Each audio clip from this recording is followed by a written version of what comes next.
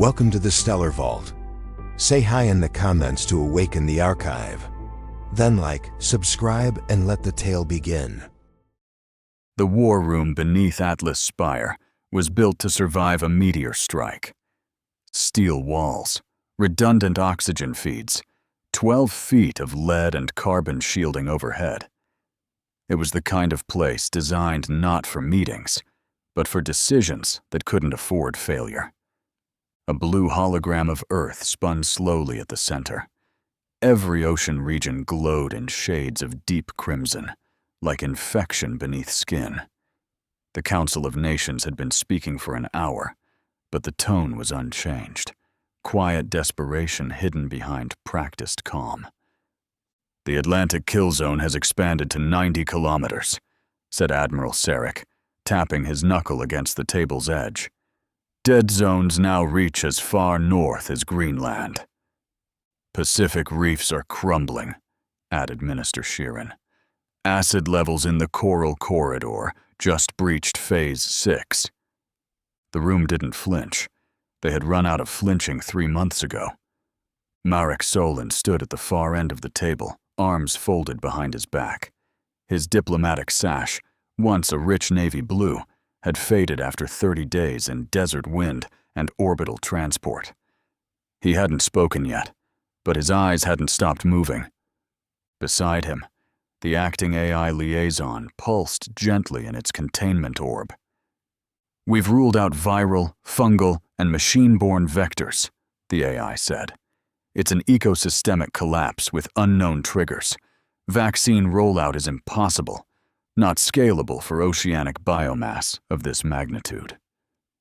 "In other words," said Sarek, rubbing his brow, "we're watching the planet suffocate through the water." Silence. And then Marek finally spoke. "There's another way." 7 pairs of eyes turned toward him. "The Galactic Concord." He stepped forward. "They're offering a combat challenge. The path for an outsider species to earn its place. The last one happened 60 years ago." Sharon frowned. "I thought humanity was still considered underdeveloped by their metrics."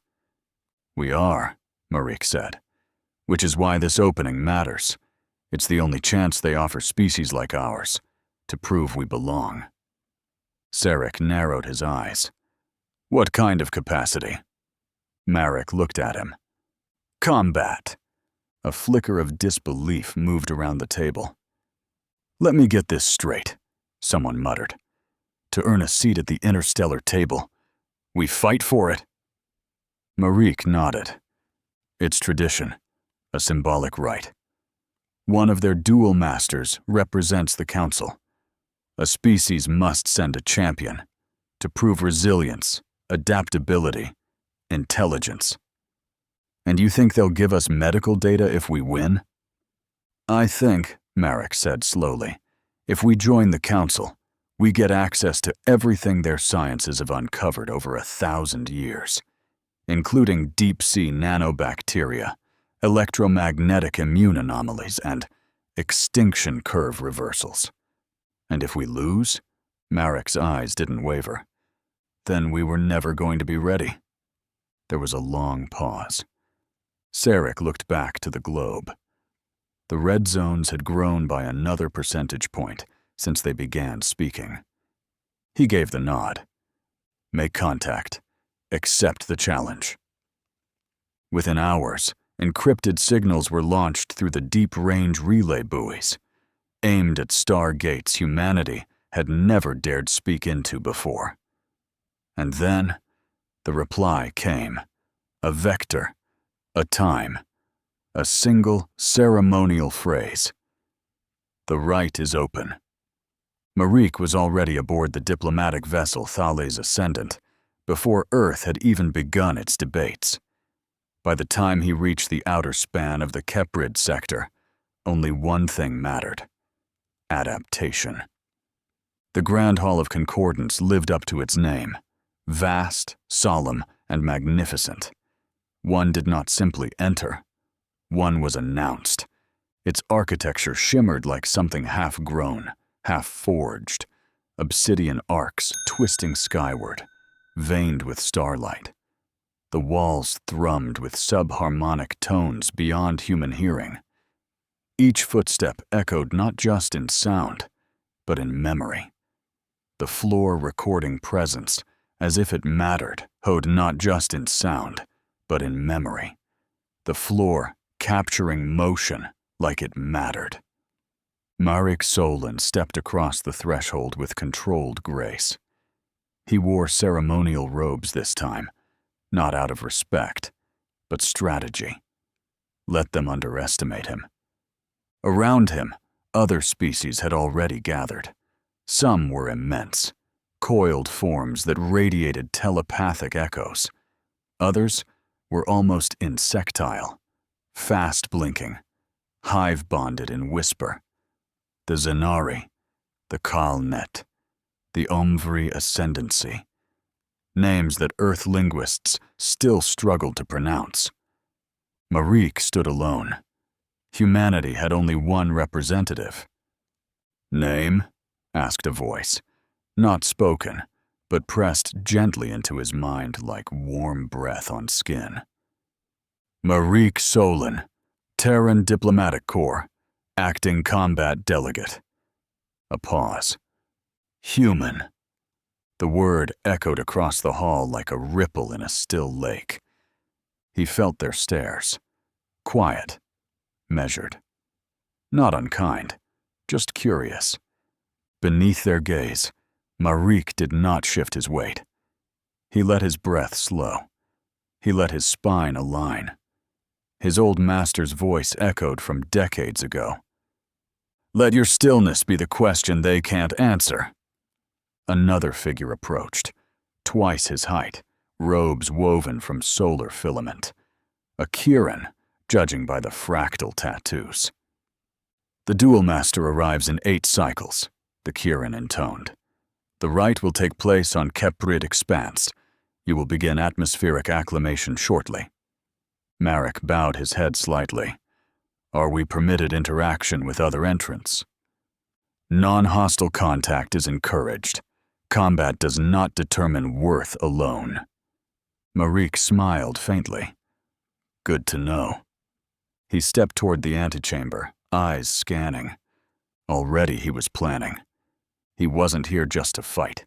He was here to listen. To learn. Keprid Expanse. 2 days later. It was a planet designed to test will. Gravity fluctuated by minor degrees every 10 minutes.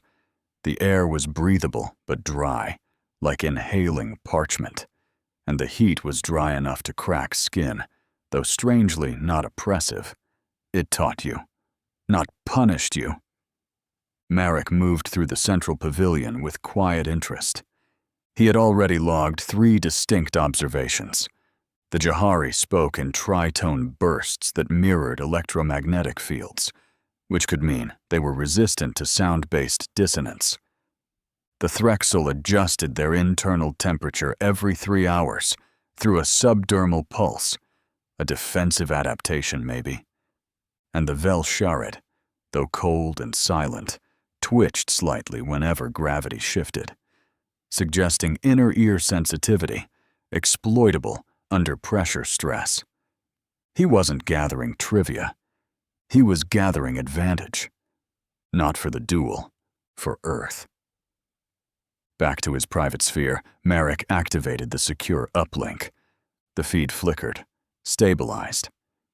"This is Solon. Observational notes transmitting now." He tapped the crystalline input array. "Data packets include neurochemical modulation from Vel-Sharid colonies, which may explain their immunoresilience. Our biotechs will know what to do with it. Also, new theory. The oceanic pathogen on Earth may be gravity-sensitive in its dormant state. We'll need to test under compression." He paused. Then, softly, "We may be closer than we thought." He closed the channel. 8 cycles after arrival, orientation commenced. A hollow platform extended into the center of the Hall of Concordance, where a crystalline dome shimmered into place above the heads of gathered delegates. Light bent and folded inside it, forming concentric layers of language, council law, protocols of the duel, systems and rituals codified before Earth had evolved written script. No one spoke. Only the AI voice did. A female presenting construct, its timbre woven from thousands of languages, echoed through the chamber. Species of petition. You are now within the window of evaluation. You may not communicate with council species outside neutral sanctum. You may not initiate violence before the appointed hour of the duel. You may observe. You may adapt. You may prepare. Then the voice shifted, slightly lower, denser, older. The duel master has entered the cycle. A silent ripple passed through the hall's polished floor. No visual change, no entrance, but something had moved, not in body, but in presence. Even the non-verbal species flinched. Marek felt it too, like gravity wrapped in static. Then the dome collapsed in silence. 12 planetary cycles until judgment. And just like that, the games had begun. The next 3 days passed in absolute silence. From him, at least. Marek Solon said nothing. He just watched. He watched the Varkari perform their morning scent vocal ritual, part greeting, part psychological mapping. He studied the Oceanari, who encoded speech through flashes of color over their skin's chromatophores, and the Rune, photosynthetic and frog-skinned, who used proximity-linked memory pulses to share thought and instinct. Patterns, movements, timings, all were lessons. All were files, quietly cataloged in his neural band. They thought humanity had come for a title, a badge, maybe even pride. And because of that, because they dismissed him as ornamental, symbolic, they gave him the one thing he needed most: access. When the Zonari whispered about sea-borne rot traced to subaqueous vectors, Marek memorized the words. When the Althari passed sealed bio-dockets near the arboreal oxygen pools, one bearing a double helix disturbingly similar to Terran sequences, Marek memorized that too. And slowly, the picture emerged. A sickness. A pattern. Not unique to Earth. Other worlds had seen it, fought it, survived it. This wasn't a diplomatic exchange anymore. It was intelligence work. On the 5th cycle, Marique requested data core access to biological signatures related to aquatic ecosystem collapse. He knew they'd only grant him observation rights. Observation was enough. 3 council-aligned species had documented identical symptoms across deep oceanic biomes. Some survived. Not through vaccines, but through containment, resonance shielding, sonar-laced pulses, field barriers that halted spread without killing the biome. Not a cure, but a pause, a chance. Earth hadn't even found that much. He encrypted the data, tagged it for Earth's Biotechnical Bureau, and launched it through the only approved one-way burst uplink. Cross-reference Althari Cascade, pulses with Zonari harmonic shielding. Theoretical spectrum-based rot inhibitor model enclosed. Minutes later, the reply came. Confirmed. Field trials underway. Mid-Pacific rot zones show stall. No regression, but decay slowed. Continue observation. Do not break protocol. Marek sat back in his chamber's curved seat and exhaled once, a single, careful breath. The seat didn't matter. The oceans were breathing again. Now all that remained was the duel. On the 7th cycle, Marique knelt outside his habdome, beneath the fractured sky of Keprid Expanse. The air tasted of metal and dry heat. The wind moved like something exhausted. He poured tea slowly into a small ceramic dish, watching the steam rise and vanish. Stillness was the rhythm. It wasn't performance, it was practice. From the far edge of the plateau, another delegate approached, insectile, compact, cloaked in layered black mesh. A Kurlta. It stopped a few paces away, two lateral legs anchoring in the dust. Terran, it clicked softly. You prepare for battle with tea? Marek glanced up, and breathing. The Kurlta cocked its head, chitin clicking faintly. Its translator implant modulated, then stabilized. You map us like prey. I map to understand, Marek said, not to dominate. A pause. You are strange. Marique smiled. We've been told. The Kurlta settled beside him, folding its limbs with quiet calculation. They watched the horizon together. Then, you will not win. No one does. I don't need to win, Marique replied. I just need to learn. Another pause. I mean, winning would be nice, but it's not the mission. Silence again.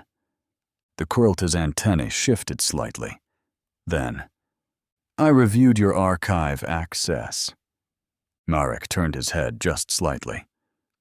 You studied some data cores, including ours, searched immunopatterns, compared cascade collapse cycles. You did not ask permission.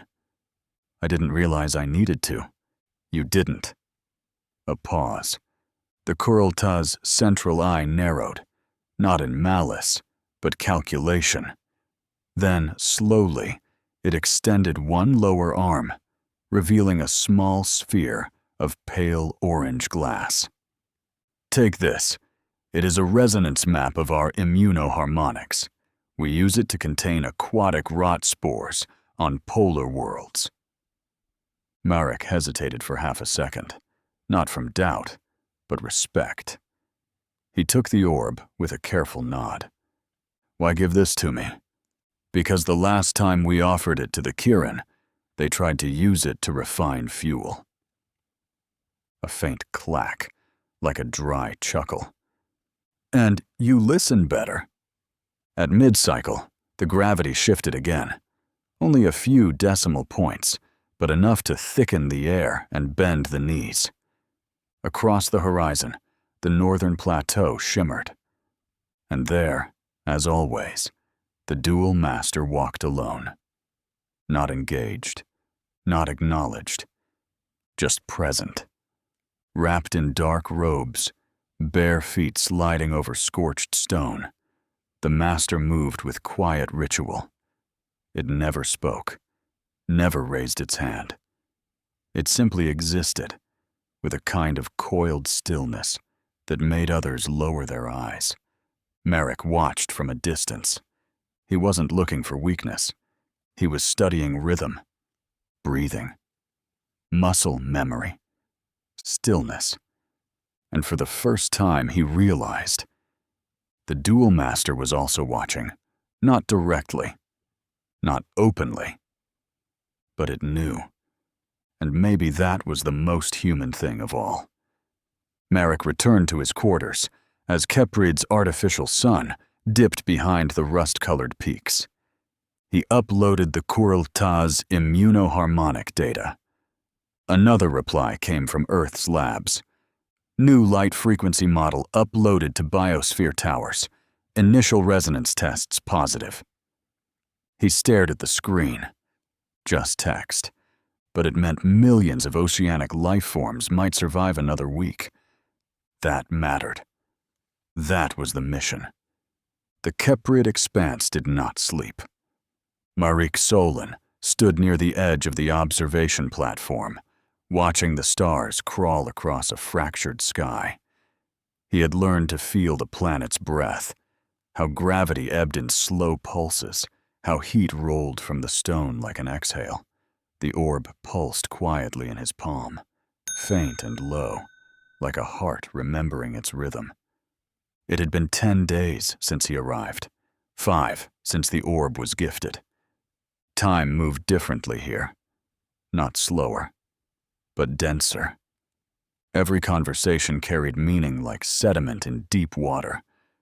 A glance might hold centuries of history he wasn't born to understand. And yet, he was learning. The pavilion was alive tonight.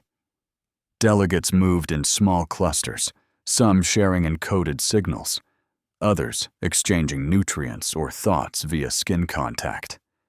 Marek passed among them without intrusion, listening, observing. He caught fragments. The fluid currents in the deeper strata react to sound. The fracture bloom in their second brain case, triggered by UV frequency. Their version of mourning, its ritualized vibration. He filed it all away. Every pattern, every tell. Not just for the duel, for Earth. Near the central axis of the gathering space, he saw something different. A commotion. A Vel-Sharid youth, tall and bone-thin, eyes luminescent, was hemmed in by 3 Threxel. Their tones were clipped, agitated, and one had stepped too close. The youth clutched a translation slate to his chest, filaments trembling. Marek didn't speak. He moved. The moment he stepped between them, the Threxel shifted posture, not threatened, confused. "You would intervene?" one rasped, their voice thick with membrane tones. "This is not your kind." Marek's answer came calmly. "I understand boundaries, and I understand intimidation when I see it." Silence. Then a flicker of echo passed between the Threxel. A decision. They stepped back, melting into the crowd. The Vel-Sharid youth looked at Marek, then slowly extended a hand. Their fingers split at the ends into gentle filaments. "You did not need to do that." "I wanted to," Marek said. "Are you harmed?" "No, only dismissed." "Then stay." They sat beneath a cooling vent carved into the stone. The youth, Vienne, spoke with care. Described the way Vel-Sharid communicated through harmonic pressure, how their bodies adjusted to memory by flexing crystalline spines, how illness, in their kind, was marked by discordant light they learned to cancel with resonance. Marek listened. Something clicked in his mind, a pathogen marked by frequency. Oceanic pulses, electromagnetic distortion. The orb in his palm vibrated. "Vienne," he said, "would your people recognize a discord frequency in foreign water?" The youth tilted their head. "We would hear it before we saw it." That was it. Another piece. When he returned to his quarters, he activated the secure channel. "Solon here, log 10. The Vel-Sharid use harmonic mapping to cancel illness within biofluid matrices. If we can replicate their resonance scan protocol, we might be able to locate dormant vectors in Earth's deeper ocean trenches, including non-microbial frequency disruptors." He hesitated. They also said something else, about mourning being a sound, a ritual, that loss isn't silence, it's a song made incomplete. He paused the recording, staring at the orb. It glowed. And in the pavilion far behind him, the Kurulta stood in shadow, its antennae still, its central eye narrowed. It could not see the human now, but it felt the faint harmonic flare when the orb responded, watching in its own way. Not because Marek had done something extraordinary, but because, once again, he had listened. The orb was changing. Marek Solon could feel it now. Not just the light, not just the pulse. Something deeper. Not coded signals or temperature shifts, but rhythm. It didn't just react to him, it responded. He sat cross-legged in his quarters, the silence of the Keprid expanse and all around. Gravity here always dipped a few decimal points before mid-cycle, and he could feel his spine adjust naturally, breath moving in slow alignment with the planetary rhythm. The orb hovered just above his palm, flickering. Not random, not passive. He inhaled through his nose, narrowed his focus, and slowly exhaled through pursed lips. The orb settled. Its vibration narrowed to a soft tri-beat pulse. He shifted one hand, open palm, wrist turned inward. A Tai Chi form from long ago. The orb flared once, sharp and bright, then faded. Marek blinked. He tried the same motion again, slower this time.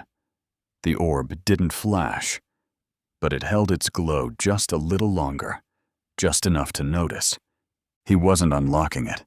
He was aligning with it. A chime rang from the corridor beyond. 3 tones, layered in thirds. Council-level summon. The rite was beginning. The Hall of Duels was not built for spectacle. There were no tiers, no shields, no instruments of focus. Only vast stonework and veined arcs overhead, obsidian and starlight, grown rather than constructed. The air inside moved like breath held too long. Delegates gathered without sound. There were no names spoken, no opening chants, only the memory of what this place had seen before. The floor recognized their steps, not in sound, but in record. Each movement stored like a signature pressed into time. Marek stood near the edge, hands clasped behind his back, robe straight, shoulders relaxed. The orb was hidden inside his sash, but it vibrated softly, aware. The Jahari arrived first. Their champion was tall and insectile, limbs sharp like crescent blades, body sheathed in a thin exosuit that shimmered with active waveform lattices. Their tritone language resonated softly from beneath a crystalline vocal mask. Harmonics cycling in layered bursts, too complex for human ears. He stepped into the circle and stood motionless. The duel master was already there. Marique hadn't seen him enter. No one had. He simply existed. Still, cloaked, barefooted on the stone. No weapon, no stance. Hands folded, presence unmoving. A soft pulse rippled through the stone beneath them. The rite had begun. The Jahari made no sound, but their body began to vibrate, an internal motion, like sonic tremors within the frame of a bell. The air around them shimmered, harmonic fields emerged, coalescing in geometric pulses. Invisible waves pulsed outward, some bending light, others nudging the subtle gravity harmonics of the floor. A lattice formed, 6-sided, rotating, precise. The duel master did nothing, and then the Jahari struck. A cone of vibrational pressure lashed out, not in brute force, but in interference.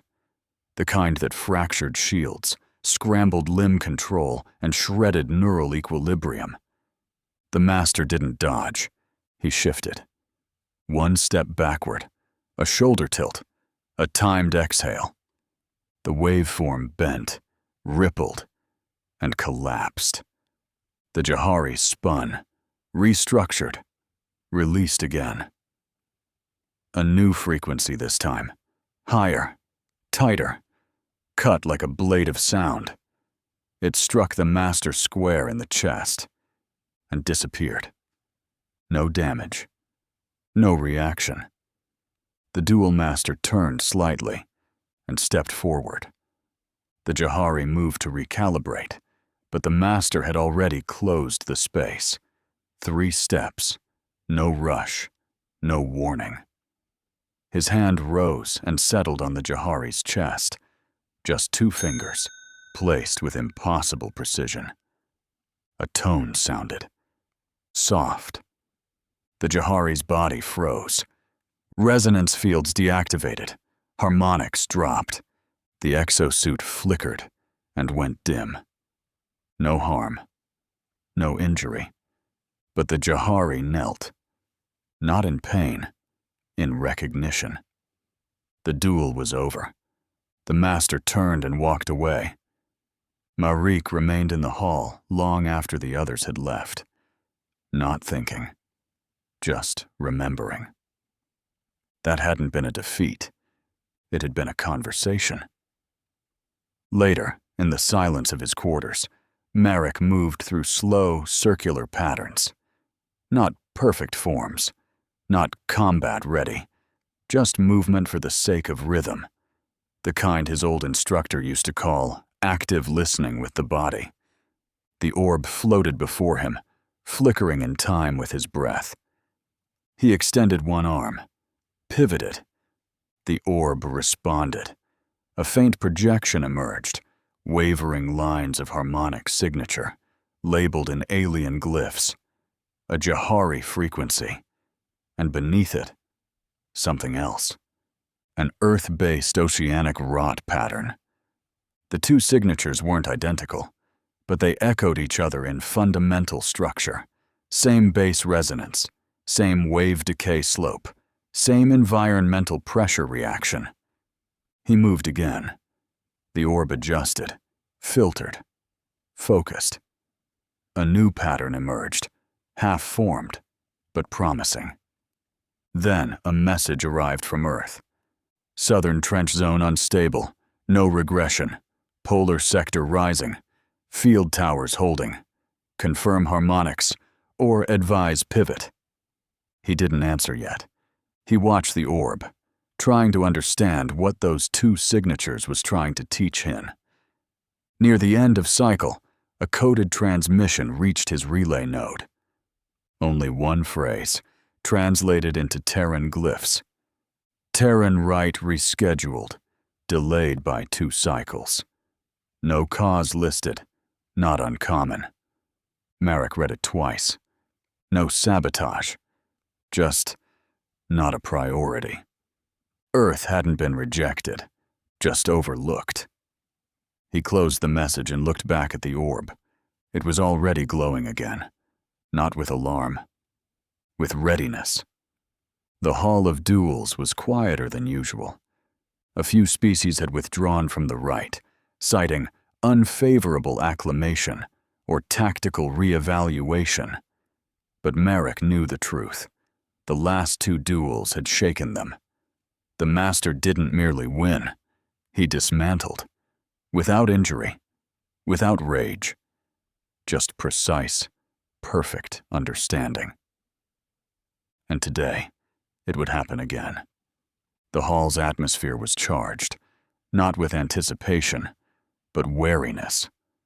Delegates had started showing up early, lingering after the matches.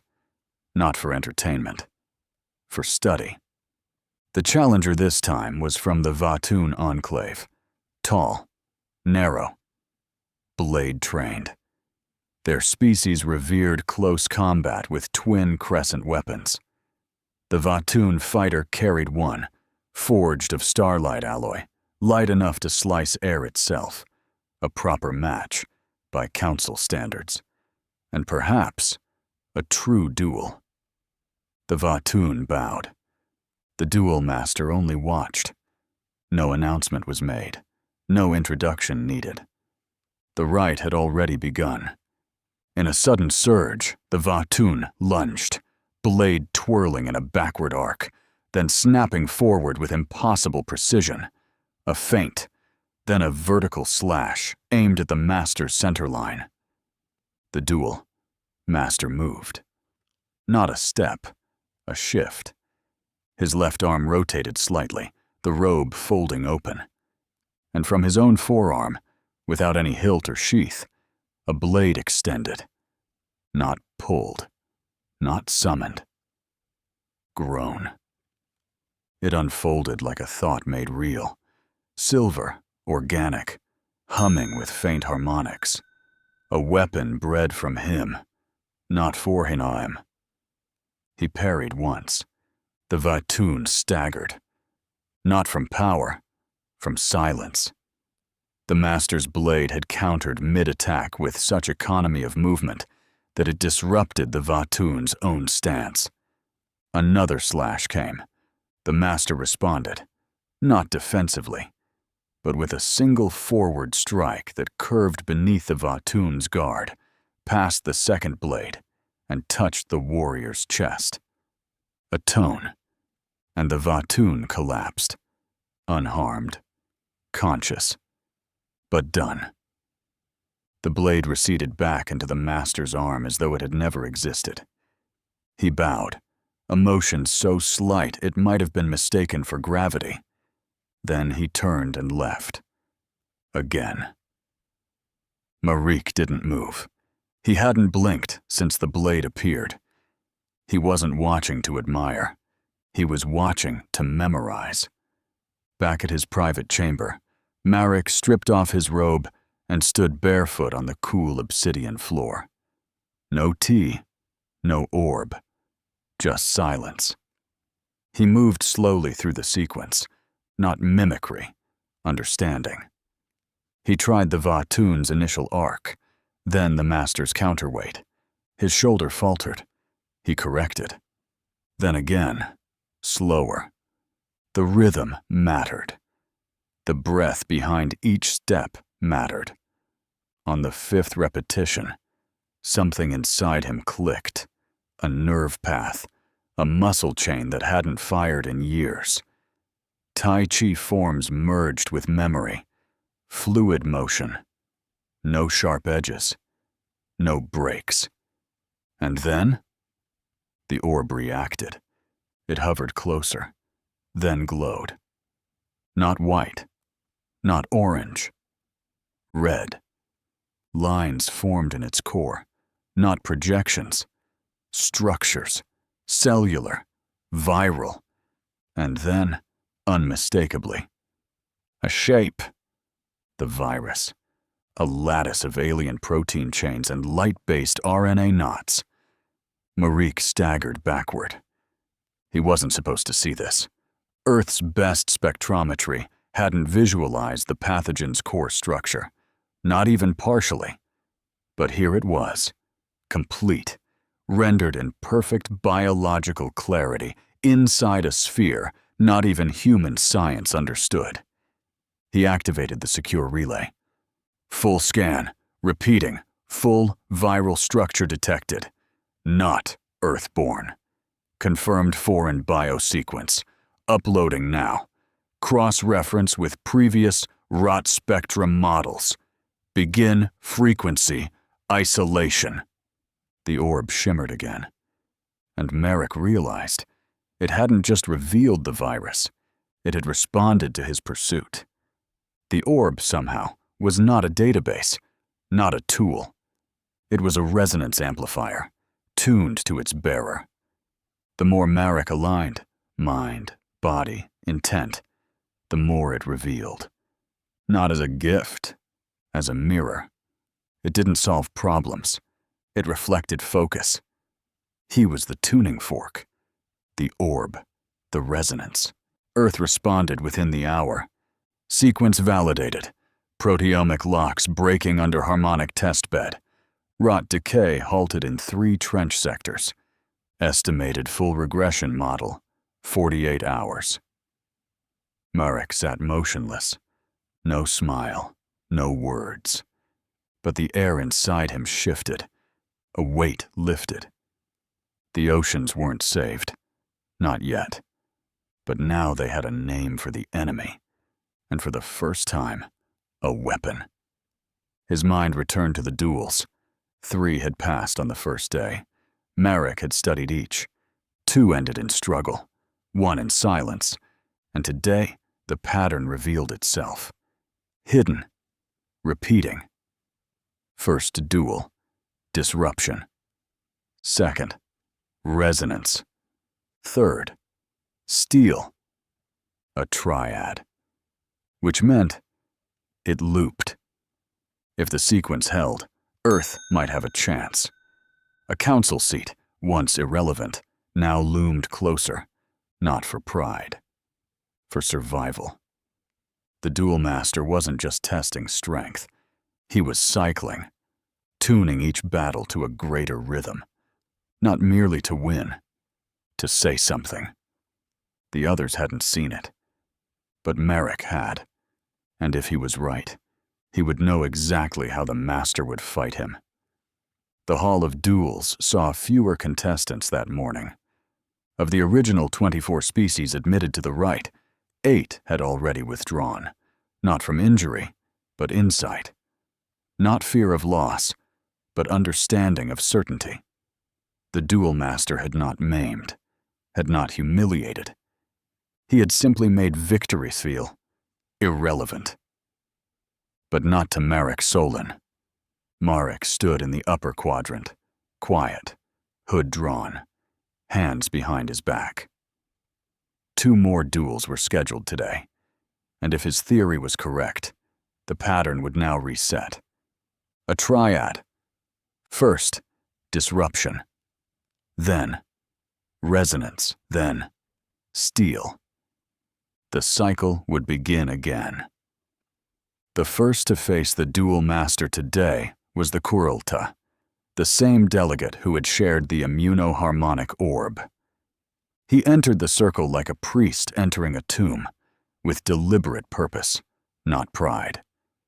His limbs were tucked close, exoskeletal plating wrapped in ceremonial mesh.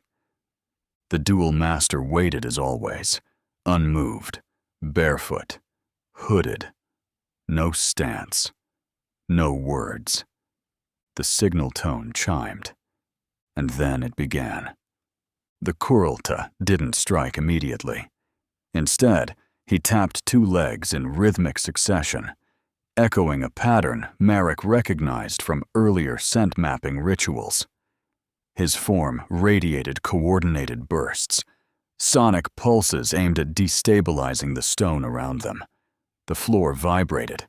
Not harmony, disturbance.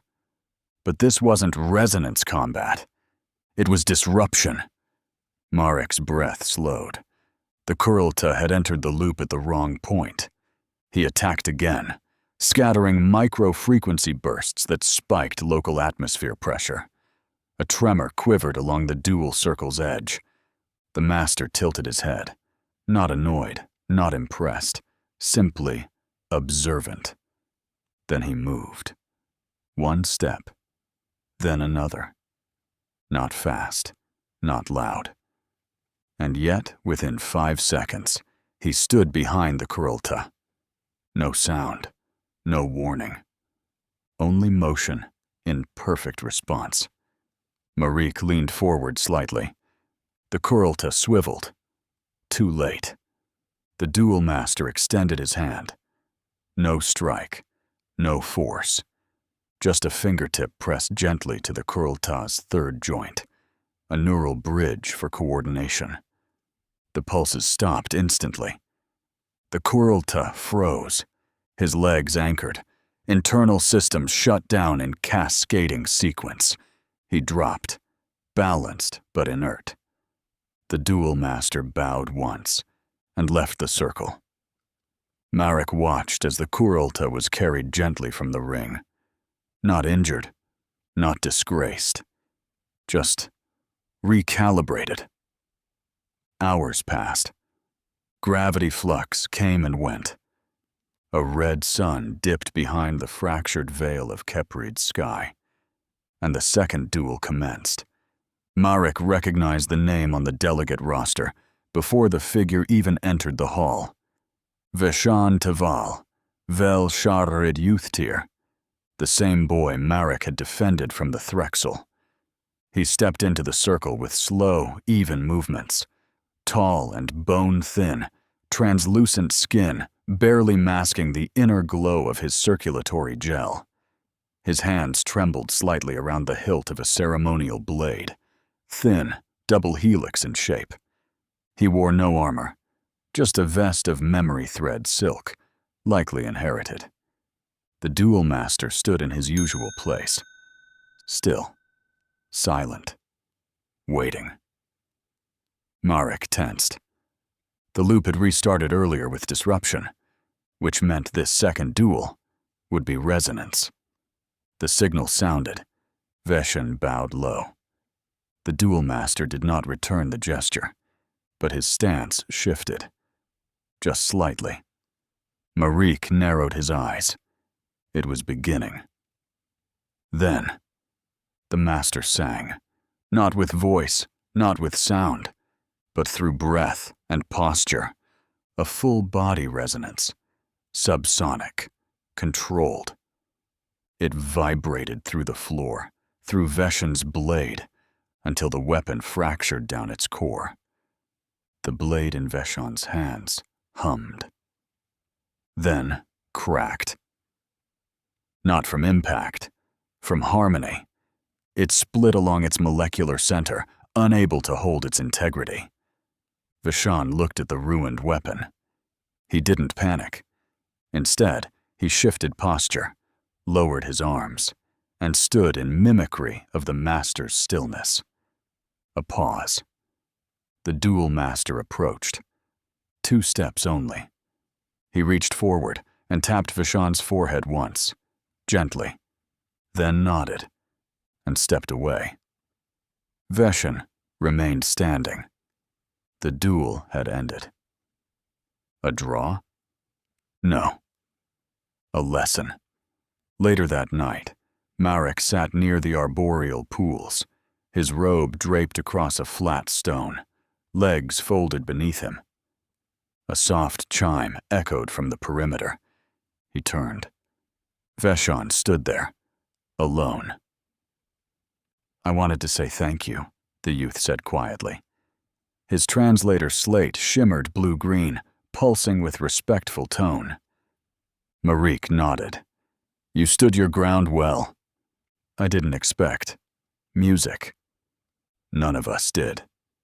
Veshan stepped forward, holding out a fragment of his broken blade.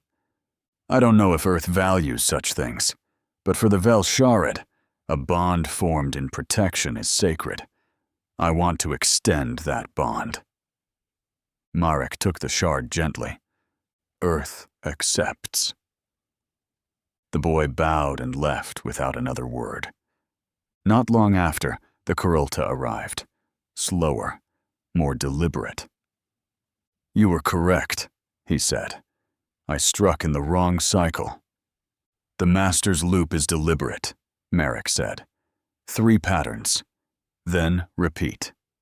"Yes, I see that now." The Kurulta paused. "I have told my council. We will formalize contact with your world. Shared knowledge. Shared defense." Marek said nothing at first. Then he gave the faintest smile. "Then maybe this duel matters after all."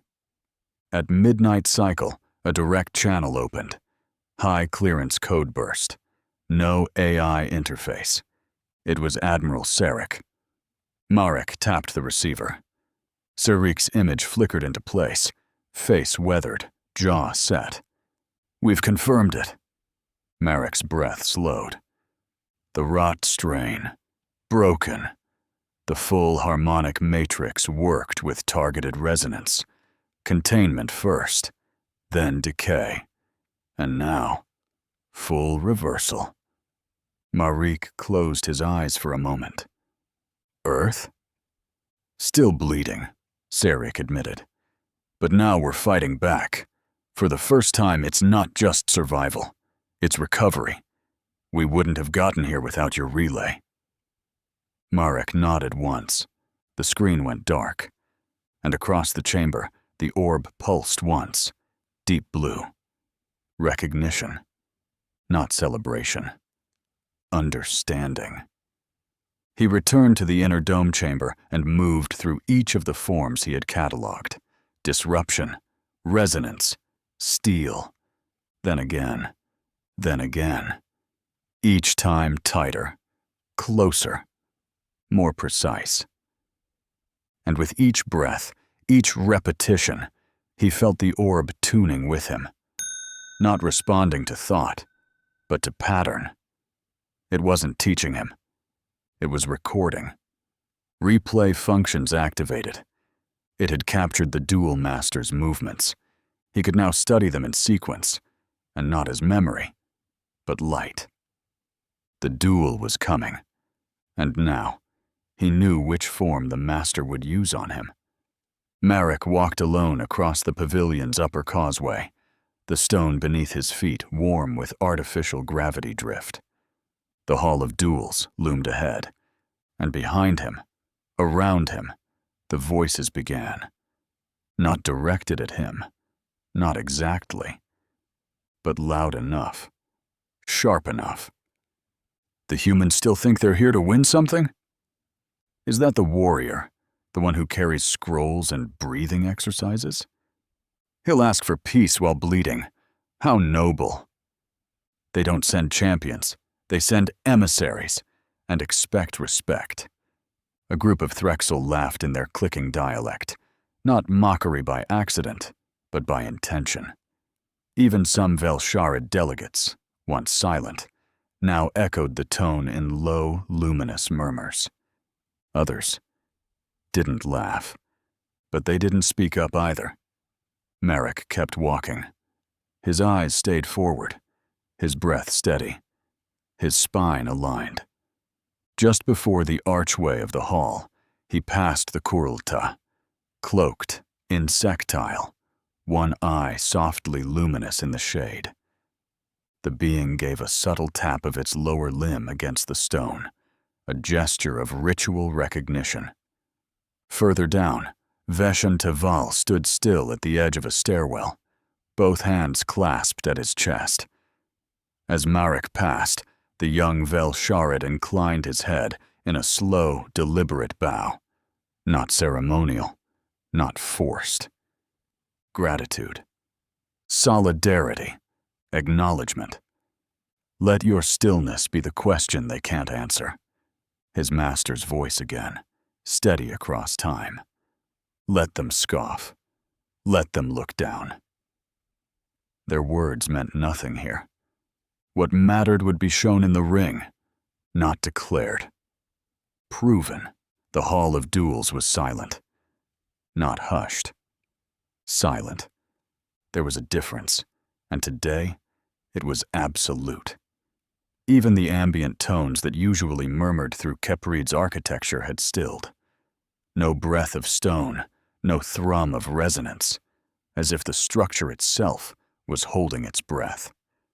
At the center of the arena stood the Duel Master, barefoot, hooded, hands loosely folded in front of his chest. His stance was neither relaxed nor readied. It was listening. Stillness so absolute, it disrupted perception. One couldn't tell if he was about to move, or already had. Across from him stood Marik Solon, unarmed, unarmored. He wore the same faded robe from his first entrance into the Hall of Concordance. No insignia, no crest. Only the sash that marked him as Earth's envoy. And now, its defender. The signal tone did not chime immediately. Instead, the Kirin adjutant stepped forward and raised a ceremonial banner, pale filament woven with metallic pulse code. Then, in a voice that reverberated across the chamber, "Begin!" The tone rang. 3 notes, descending, like a bell tolling inward. And still, neither moved. Marek exhaled once, slow and measured. He dropped into a ready stance, knees bent, feet offset, arms loose at his sides. Not martial, not formal. A synthesis of every motion he'd studied. The Duel Master raised one hand, a flat palm, then shifted, his foot gliding forward across the stone in a motion too fluid to track. His cloak barely stirred. He didn't attack. He approached, Marek pivoted, adjusting angle, matched cadence, step for step. 2 circles formed, not from lines drawn, but movement. A silent spiral, each man weaving a path around the other, narrowing the distance without a single blow exchanged. The master struck first, a blur, elbow, palm, twist, direct, economical. Marek met the strike with a deflection, not strength, but redirection. His shoulder rolled back, absorbing the force, and countered with a low sweep meant to disrupt stance. The master leapt, no wasted height, just lift and drop, his heel cracking down toward Marek's thigh. Marek shifted, half-inch lean, just enough. The heel kissed air. Momentum continued. The master flipped, backwards, landed in a crouch, and surged forward again. This time it was faster. Fist, palm, elbow, hip. A storm of controlled violence. Marek didn't retreat. He flowed. Block, recenter, circle step, breath matched to rhythm. 1 foot wrong, and he would have been shattered. But he wasn't wrong. The master's head tilted, just a hair. Acknowledgement. A pause opened. 3 seconds. No movement. Marek breathed. Then moved first. It surprised the entire chamber. A lunge, sudden and sharp, not reckless, but precise. A palm strike aimed at the master's center line. The master deflected, but his counter was half a breath late. Marek had read the pattern. Disruption, resonance, steel. He wasn't fighting a style. He was dancing a cycle. He changed again, switching mid-motion into a form borrowed from Threxul shoulder lock spirals, then into a Velsharid compression pivot. Moves he'd never physically practiced, only memorized. His body knew now. The master responded in kind. Less evasion now, more force. A new rhythm. This was the 3rd loop, final form. Steel. But Marek had trained for it. He sidestepped a bone-sharp elbow and hooked behind the master's knee. Momentum tilted. The master's balance shifted. A gasp rose from the spectators. Then, contact. Marek struck. Open palm. No blade. No anger. Just stillness. Given shape. The impact landed squarely over the master's diaphragm. Nothing broke. But the master stopped. Stood still. His hood slowly dropped back. And for the first time, Marek saw his face. Alien, yes, but not strange.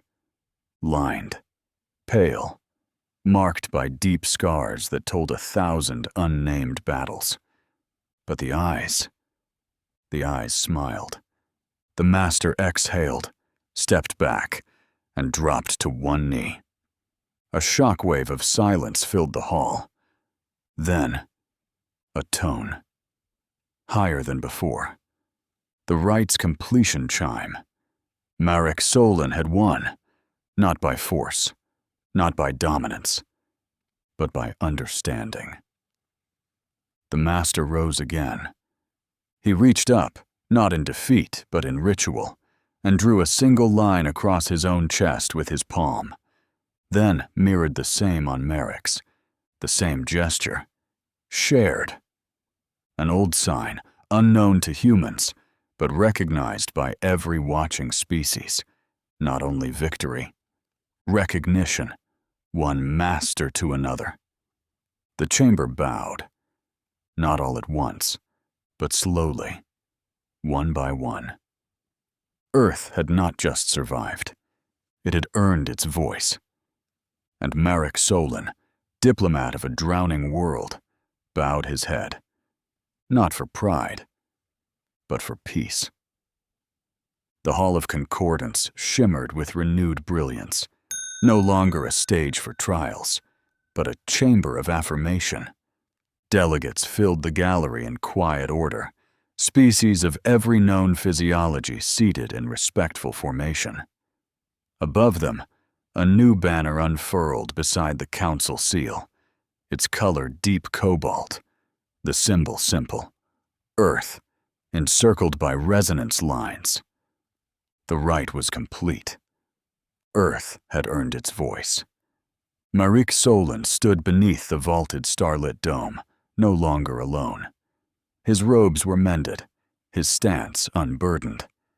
At his side stood Admiral Sarek, straight-backed in full formal regalia.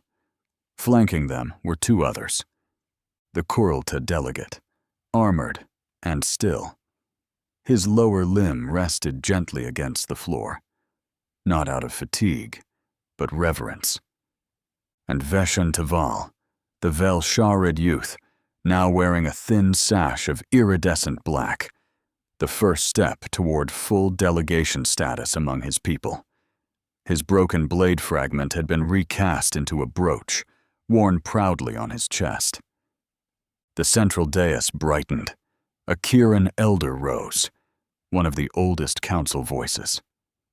Earth, Solon, the rite has concluded. We extend not just a seat, but respect. Your people listened, adapted, endured, and in doing so, reminded us of why the rite was born.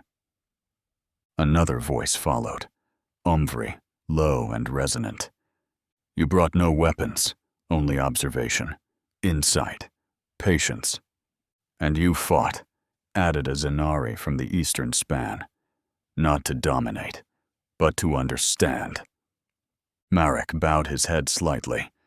Beside him, Admiral Sarik's voice cut through the reverent air, not loud but solid. Earth accepts, with humility, with readiness, and with eyes open. The chamber pulsed once, light dimming, then returning. It was done. Earth's seat was now inscribed in the council's inner ring. Its sigil glowed in unison with the others, not beneath, not above. Equal. Afterward, in the quiet shade of the outer portico, Sarik stepped beside Marek. You look like you lost 10 kilos and gained 20 years, the Admiral muttered, half a smile playing under his scarred cheek. I'll take that as a compliment, Marek replied. They stood in silence a moment, watching starships cut across the glassy stratosphere of Keprid. Never imagined it would end like this, Sarek added. It hasn't ended, Marek said. It's just started. Behind them, Vishan and the Kurulta stood close, speaking quietly in shared translation bursts. Sarik nodded toward them. Strange allies. The best kind, Marek replied. The ones you never expect. The Admiral glanced sideways, voice lowering just enough. You know the murmurs already started, right? The archives are sharing your duel, the way you moved, the way the duel master bowed. Some of the council delegates are already saying. He paused, then glanced up toward the new cobalt sigil, glowing alongside the others. Well then, if a diplomat can do this, a dry chuckle escaped him.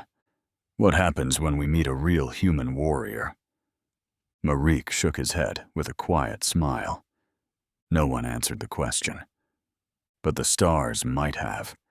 And somewhere, on a blue world that had nearly surrendered, the oceans turned in their sleep. Not drowning, but breathing. Not forgotten, but heard. At last.